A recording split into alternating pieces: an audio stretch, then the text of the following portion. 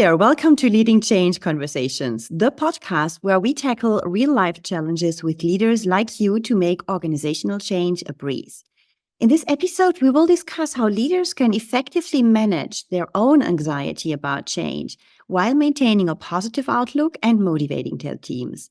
I'm Ulrike and I train, coach, and inspire leaders to turn into successful change agents, to communicate with impact, and to lead with authenticity. So now let me introduce you to our amazing guest of today, Jennifer Hill. Jennifer K. Hill is an evolutionary leader, entrepreneur, author, speaker, podcaster, and TV host. She has hosted popular shows with Dr. Deepak Chopra, Bruce Lipton, and many other leaders from around the world on her Regarding Consciousness podcast. After exiting her first company in 2018, she recently co-founded a new company in the technology space, OptiMatch, that utilizes their proprietary algorithm and built-in AI to match people in business. Welcome, Jennifer. Hi, Ulrike. It's such a pleasure to be here with you and your audience.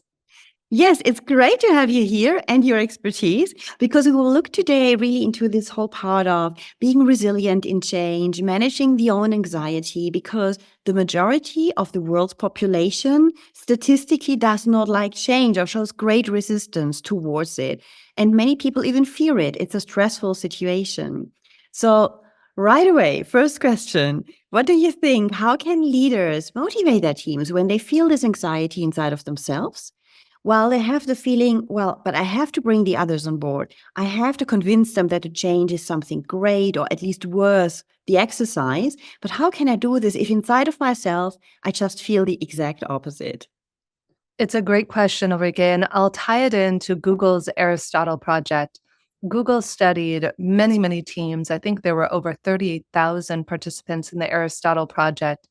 And what they found had teams be the most successful they could potentially be was psychological safety. And that's what I learned too when I went through our acquisition process in 2018. We were a tiny little boutique company, 5 to 10 employees, and got acquired by a subsidiary of a 3,000 person company. So, needless to say, the team was not rather excited to go from this little office where we could all kind of do what we want to being part of this huge corporate conglomerate. So, one of the things that I learned is that in order to facilitate change as a leader, number one, we have an opportunity to do work on ourselves. I saw this in the 15 years that I spent in the recruiting industry.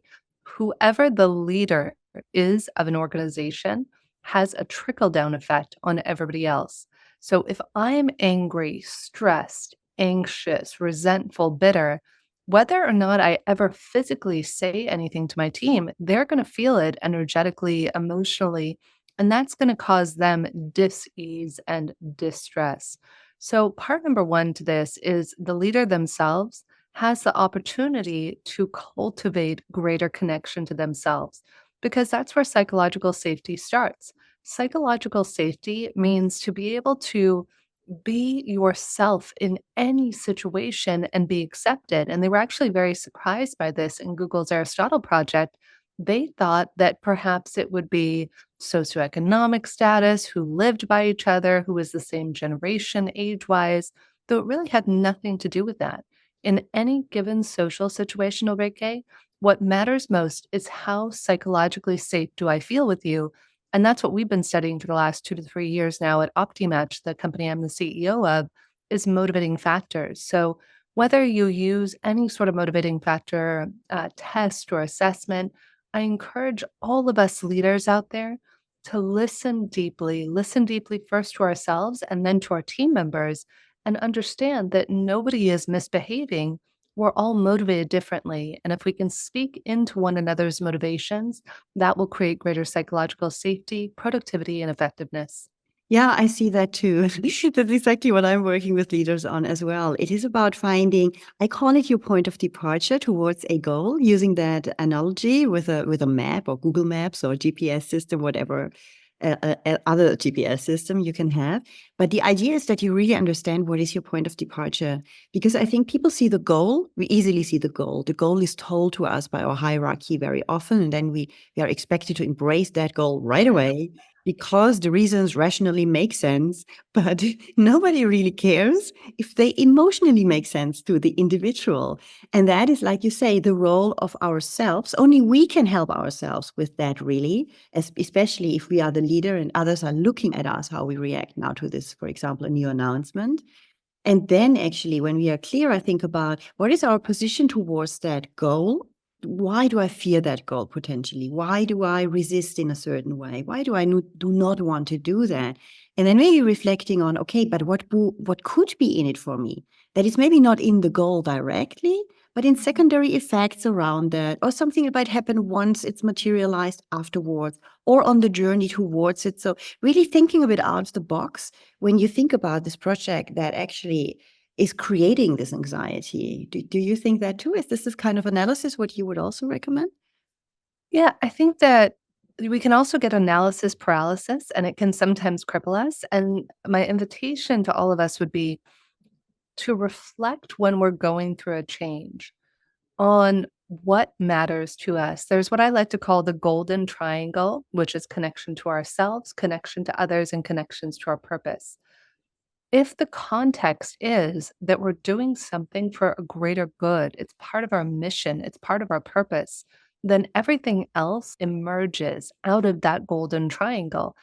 And so my invitation would be it's easy to get an analytical and try to figure things out. Though when we connect to our why, to what matters to ourselves, even to ask ourselves that question, Ulrike, every day, what matters to me? And then pause certain times during the day and reflect. Get off your phone, get off your computer, spend a little bit of time in silence and reflection. And what I've noticed in the CEOs I coach with in work and in the studies we've been doing with OptiMatch is that we don't give ourselves permission to be. And the greatest leaders I've ever met, Ulrike, are leaders who embody everything that they ask of their team. And I think that that requires a certain amount of reflection every day. There's a technique I love that I use every single day before I go to sleep. And what I do, I learned it from one of my Kabbalistic teachers. I study a variety of spiritual modalities and disciplines, meditation, among other things. And one of the things my teacher taught me years ago is before we go to bed, reflect every night. How could I have lived today better? Was I rude to a team member? Did I brush them off? Did I not give a clear context in a meeting? What am I proud of myself for? Did I not blow up in a meeting where nobody else might ever know that I was fuming inside and ready to be punitive with the team member? But I kept my cool, I regulated my emotions, and I kept it together. And the third thing is, what are three things that I appreciated about my day? And by taking this repose before we go to sleep and reflective time, I find it helps us each and every day to become better leaders, to be more adaptable to change. And to your point, businesses are not meant to adapt and work within change and to emerge from change. They're meant to weather it. We saw this happen during COVID. Is there are systems and structures to mitigate change, to be sure not too much change happens, otherwise it gets uncomfortable. And so our invitation to all of us is the next level of change is what is it like if we, just like the butterfly, before it becomes a butterfly, it's a caterpillar and it literally liquefies. I don't know if you've heard this, Ulrike, but when the caterpillar is in the cocoon, it's imaginal cells. Literally, you have butterfly soup in there that nothing that existed before exists now in this cocoon. And then when it emerges, it's completely transformed. And I think that's what's being required of us, not just as leaders, but as organizations, institutions, and the world right now is this liquefaction of who we knew ourselves to be and the rebuilding of something entirely new. It sounds like a very radical change, a change, a very deep change at least. And I can imagine for many people, it's like, oh my God, this is a total overwhelm for me. Because I mean, obviously, what you hear certainly as well when you work with people, um, nobody has time. Yeah, it's always the same excuse. I don't have time. And it's hard to get into the mind of people that actually this work on yourself will save you time at the end. Yeah, because you waste a lot because you're not very clear on what is going on inside of you. And because you're not very clear on your position towards a goal, for example, and you you're kind of victim of your anxiety without realizing it because you are on autopilot all day long. And like you say, reflecting in the evening, I think that's a very good thing to get out of the autopilot and make certain things conscious and being aware of what was going on today, actually. Because it's so stressful usually that people just run from one meeting to the next, never have the time to pause, never take also even 30 seconds to pause in between. And I think there is also the big, I would nearly call it sickness of the business today. And it has even accelerated since COVID because so many people work online. And then you don't even have that break anymore when you walk from one meeting room to the next because you're sitting in front of your meeting room, in front of your computer, and it's just one after another. And people just don't breathe in between anymore. So I think, I think it's a scary thing to understand. Oh my God, it's a huge change also in myself. How can I tackle that? What would you say if you speak to people about that and you have that kind of reaction where somebody says, whoa, whoa, whoa, whoa, whoa, that's too much for me. What would you tell them first, to overcome this first threshold of, well, I don't want to go there. I better procrastinate for a while until it's absolutely necessary. I think the first thing, Ulrike, that I've learned that I've taught myself and now I extend to others is compassion. Is rather than making the person wrong for having the resistance, is understanding that they are doing the best they can in every moment, and so are we. It was one of the deepest pieces of wisdom I've had in the last several years that I got during a meditative state.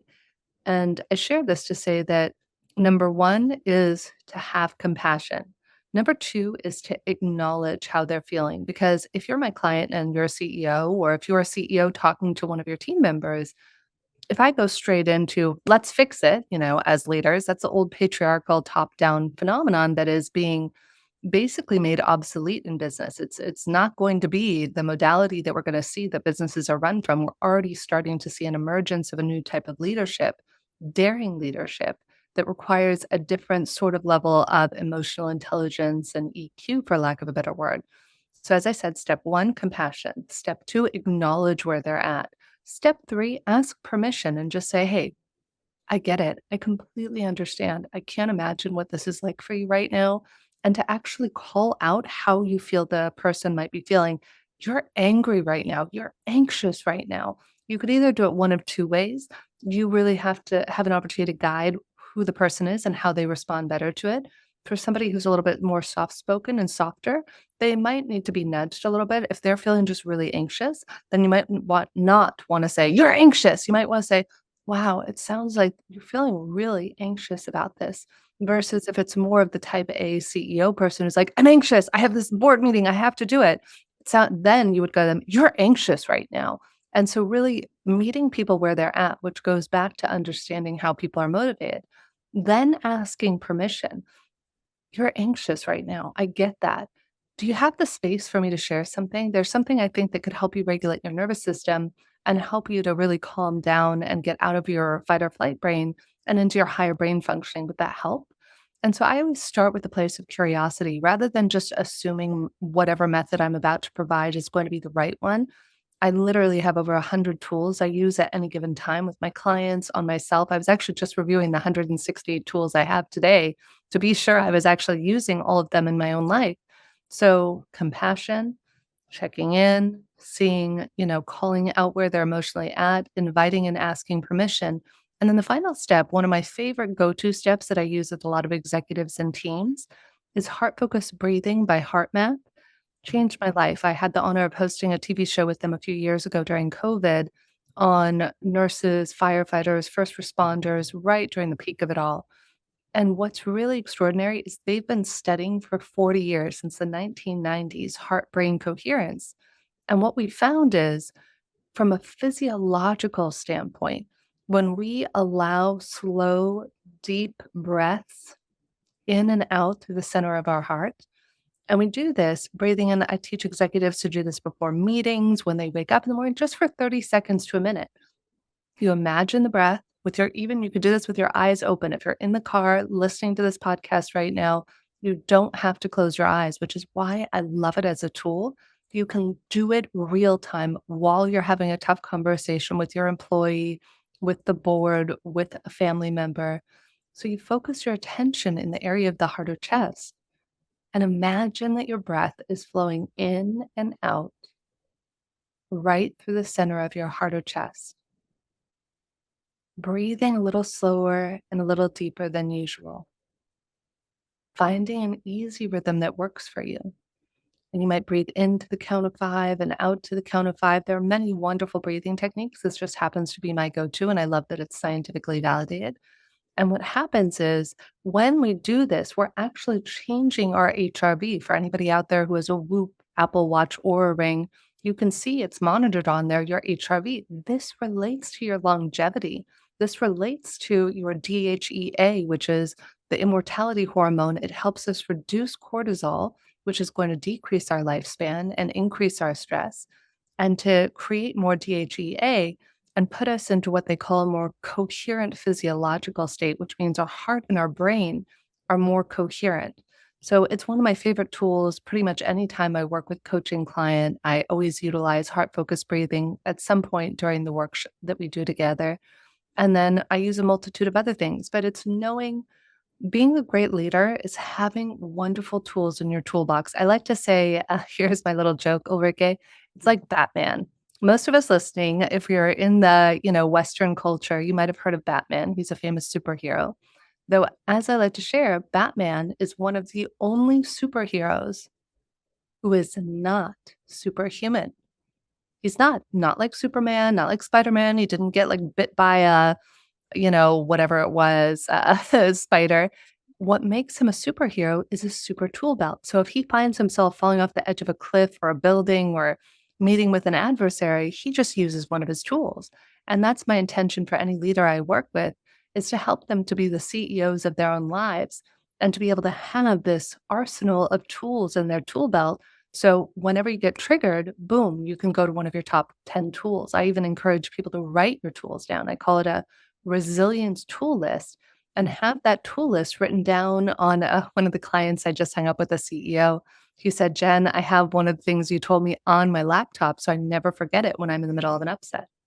I think breath is anyway one of these functions in our body that we totally underestimate because it's for free. It's always there. It's also the only automatical function that we can steer. It's not like our digestion, for example, or our heart rate. We cannot steer it directly, only indirectly via the breathing. So I think it's a fantastic thing, and we forget so quickly about it. We live all the time in a body-mind connection, but most of the time we're not at all aware of that.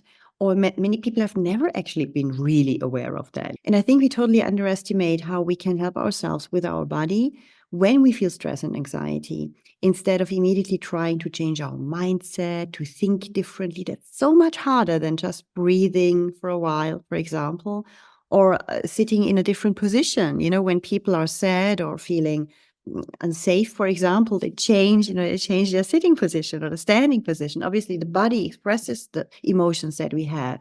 But the other way around, it works as well. I mean, you can strengthen yourself just by changing a position. And checking that out, it's maybe also part of your toolbox. What do you think of that? I love it. It's so funny you bring that up, Ulrike, because one of the tools in the 80 tools that I have written down is something I learned in a personal development class years ago, and it's called the Jellyfish. So if those of you are listening and can't see, I've connected my two wrists together. My hands are facing upwards and I'm wiggling my fingers. So somebody taught me this and they said, you can't argue with another person while doing this, because physiologically, most of us, at 99.99% of us, have never held our body in this position. And there's something where we have structural memory. So for those of us, when we get angry, upset, anxious, to Ulrike's point, we hold our body in a particular sort of position. So whether it's the jellyfish, which I'm demonstrating on the video, or any other sort of thing, I used to teach this to job seekers when I was running the recruiting company. Anything you can do to physiologically change your body actually gives you access to new ways of thinking, speaking, being, and acting, because you're changing the structure of your body, which is then connected to your brain. Hmm. What would be another one which you could share with the audience when it comes to quick anxiety reduction, I would say? Let's imagine the situation. Sure. You get the announcement and you feel like, oh my God, maybe I have to lay off half of my team. I don't know. Maybe I will even lose my job. This kind of anxiety where it's really very overwhelming immediately. And then suddenly you're expected, let's say it's happening in a town hall. You hear it as a leader at the same time as your team. But obviously, you know already at the end of the town hall, your whole team will come and ask questions, which you probably can't answer because you're so much in your anxiety. That's the situation. What could people do? Well, there are two situations. If you're online, one of my favorite techniques to do that you can do below the camera line is to cross one hand over the other. It's a way to connect the right and left hemispheres of your brain. So I'm crossing my right hand on top of my left. I'm connecting my fingers, and then I'm rolling my hands towards myself. You can drop, if you're watching this video, I highly recommend looking at it. It's one of the most life-changing techniques I've ever learned. You drop your hands then, I didn't come up with it, below the camera line. Notice nobody can even see that my hands are in this position. You'll notice, Ulrike, that you automatically feel calmer. It calms the nervous system. So a variation of this is taught to autistic people and people on the spectrum, where you can grab one ear or the other, just crossing, reconnecting the right and left hemispheres of the brain can be a really quick, easy way to do that. And if you're in the middle of a meeting, because I know that's a little bit different, say you're physically in person and you can't necessarily cross one hand over the other right in front of your whole team, then another thing that you could do is just any sort of hand posture or thing that you've never physiologically done with your body that wouldn't look particularly weird to your team members. So you could even just touch the tips of your index fingers and just kind of keep them like this, do some sort of position. Any sort of body position structurally that you've never normally done with yourself physiologically is going to give you a calming effect and access to different emotions than you might otherwise have. Interesting. I've never heard of that one, actually. Why is that? Because the brain has to do a new connection in this very moment and is kind of occupied with something else? Is that the reason behind it? I would be willing to. I'm not a neuroscientist. I can refer you to some of the top neuroscientists in the world. This is something I learned, this original technique, not the hand crossing one, but the one about jellyfish or moving your hands in a new position. I probably learned that 12 or 13 years ago from an organization that had been studying this for years. And to your point, Ulrike, I would be willing to bet it has to do with anything we've never done before. You're creating new neuron pathways. It's all about neuroplasticity. If you look at, leading science now tells us we're constantly creating new neuron pathways all the time, where modern science 10, 15, 20 years ago told us that our brains stopped evolving at age 20 or whatever it was that they used to tell us. So now we know that's no longer true and that we're actually constantly evolving as human beings. Get tools. That's my best recommendation to leaders. I could refer you to many, many, many different tools out there, great people, great resources. That's my favorite thing is tools. And another big thing I work with executives on is inner child work. Have you ever heard of this, Ulrike? Yes, I heard of this, yeah, but I don't think that the audience has. Oh, it's amazing. I had never heard of it myself up until about 7 years ago. So it was just a year or two before I sold my company that I learned about it. Oh my gosh. So it's so easy and simple. There's lots of videos you can find out there on my YouTube site at Jennifer K. Hill. I think I have a complimentary inner child one that I did for a mastermind I lead. And what you do is you put your right hand on your heart and your left hand on your abdomen, or you could do one or the other. And you start to breathe a little slower and you envision a version of yourself at a different age. Now, some of my clients like to look at a picture of themselves at a certain age to start. Some of them like to imagine themselves at any age. Who could be 3, 5. One of my clients is working with somebody who's 13 that he wanted to reconnect with. And then you connect with yourself and you introduce yourself and you say, "Hi, I'm Jennifer. I'm Ulrike. What's your name? How do you want me to call you?" And some people want to be called buddy or sweetheart or whatever name they want to be called, and you acknowledge them. And in some cases, Ulrike, this is where it can help to work with an expert, but there's lots of great videos on YouTube and so forth how to do this. Sometimes your inner child might not talk to you because we've neglected them for so long. One of my dear friends who taught me this technique 7 years ago, her inner child was hiding behind a tree for the first 30 days she tried to talk to her because she was so afraid.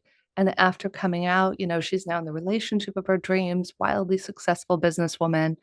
And so it may seem counterintuitive. I was just literally teaching this recently at a keynote I was giving to people who run law firms. It is amazing because when we as leaders When we attend to our own psychospiritual emotional needs, then we're no longer reacting to one another. What most people don't realize is if you have an upset employee or if you yourself are upset, you're not dealing with an upset 40-year-old, 50-year-old, 35-year-old. You are dealing with an upset 5-year-old. And so if I do this every day. At the end of my morning meditation, I check in, sweetheart, how are you feeling? I find out what I need. And sometimes I'm surprised because I'm very logical. And I also got diagnosed being on the spectrum a few years ago. So I'm not always in tune with my emotions. And I'll say, how are you feeling, sweetheart? And she'll just start crying. She'll be like, I'm so sad about blah, blah, blah. I'm like, oh my God, 43-year-old me, Ulrike, had no idea I was sad, angry, frustrated, upset. Though when I take the time to address those emotions that are more below the surface, then I don't get my crap on everybody else because otherwise, if I forget to check in, it's almost embarrassing. Sometimes 2 p.m. will roll around. It'll be a travel day where, for whatever reason, I forgot to check in with her, and I will have a tantrum as a 43-year-old. And all of a sudden, in that moment, I'll have the emotional wherewithal to be like, "Oh, sweetheart, is that you? Are you okay? You don't love me. Nobody likes me." But this is what we're all dealing with in our romantic relationships, professionally, personally. If we can all attend to our own emotional needs, then we're going to stop dumping our baggage on everybody else. And we don't realize it because we were working in autopilot all day. Yeah. Exactly. And I think this is a distinction to make, to be just much more aware of where we are and what we feel emotionally and what is behind this, let's say, overreaction, because we have a lot of overreaction, which are also steered by our biological setups, because the human brain is still the same as 10,000 years ago, even though the dangers are not at all the same as 10,000 years ago. But we have these same very strong reactions you mentioned before, fight and flight mode, which we have in situations where we just feel threatened by whatever, by something that is maybe relatively harmless, but still we have quite a big of an overreaction. And I like the idea of starting your day with that. I will try that out. Actually, I have worked with it in a bit of different setup, rather in a systemic way of coaching people, working also with these inner elements that people have, and making a constellation out of that so that they can really have this inner dialogue with their fears as well, which is very, very specific, very special, very strong. A story of its own, actually. But I think it's important to just have the courage to connect with yourself. I realize that many people shy away from that as if it's something that might be dangerous, or where they feel like, oh, I might not be able to handle it afterwards, because they imagine that something's wrong with them. And I think this is the first thing to get out of our minds, because that's not the case, obviously. It's really a gift which you can give to yourself, to connect to yourself in a different way. And then you can manage your anxieties much, much better, because you get this awareness that actually there's no reason really for anxiety. And you get much more relaxed also in the present moment, that you just connect with what is now. And then you take it from there and you let things come and you manage your emotions because you're more aware. And this all creates a beautiful package, actually. Yeah, thank you very much, Jennifer. Where can people find you, learn more from you, get in touch with you? Yeah, thank you. So the two best places to find me are my name, Jennifer, K as in kite, Hill, HILL.com. That's my personal website if you want information on speaking, coaching, anything of that nature.